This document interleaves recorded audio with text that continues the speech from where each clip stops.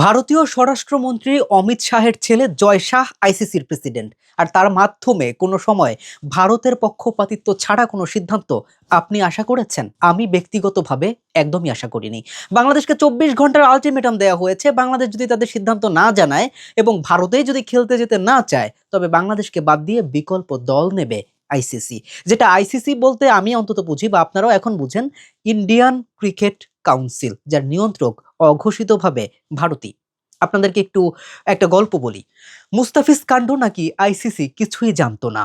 বাংলাদেশে এসে আইসিসি সদস্যরা যখন বিসিবির সঙ্গে মিটিং করেছে, এই হাস্যকর তথ্য তারা দিয়েছে, তারা নাকি মুস্তাফিজ সম্পর্কে কিছুই জানতো না। অবাক লাগে না?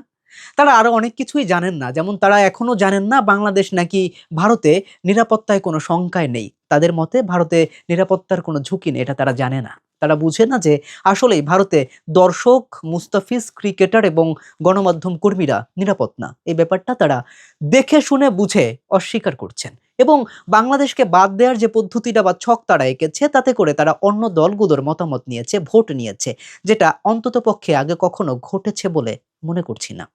বাংলাদেশকে ভারতে গিয়েই খেলতে হবে এরকম জোর চাপিয়ে দেয়া এবং এক প্রকার নিজেদের ছক আঁকা কিভাবে বাংলাদেশকে বাদ দেয়া যায়, অথচ বাংলাদেশ নিজেদের যোগ্যতায় এবারের বিশ্বকাপে অংশ নেওয়ার যোগ্যতা অর্জন করেছিল।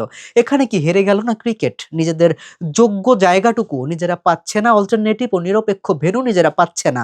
এই দুঃসময় বা এই দুর্দশার জন্য ক্রিকেট কি দায়ী হলো না? দিন শেষে পরাজয়টা কি ক্রিকেটের হলো না?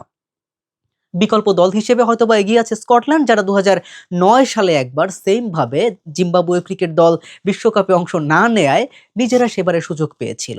এবারও হয়তোবা সেদিকেই যাচ্ছে, কারণ যতদূর পর্যন্ত বিসিবি শেষ খবর দিয়েছে, তাতে করে বিসিবি তাদের অবস্থানে অনর কোনোভাবেই প্রয়োজন একটা বিশ্বকাপ খেলবে না, তাও ভারতে যাচ্ছে না। এখন দেখার পালা এই সিদ্ধান্তকে ক্রিকেটাররা কিভাবে গ্রহণ করে। ক্রিকেটাররা কি বিসিবির এই সিদ্ধান্তকে সম্মান জানায়, নাকি থাকে তাদের নিজস্ব কোনো সিদ্ধান্ত? যদিও এ নিয়ে এখন পর্যন্ত কেউ কোনো রকমের মুখ খোলেনি, তবে ক্রিকেটারদের কাজ ক্রিকেট খেলা, নিশ্চয়ই তারা চাইবে ক্রিকেটটা খেলতে। এখন কথা হচ্ছে, তারা কি ভারতে গিয়েই ক্রিকেটটা খেলতে চাইবে, নাকি চাইবে যেখানে নিরাপত্তা নেই, যেখানে নেই আত্মমর্যাদা, সেই জায়গাটায় অন্তত ক্রিকেট না, এমন একটা সিদ্ধান্ত দিতে। K M Rafin, news 24।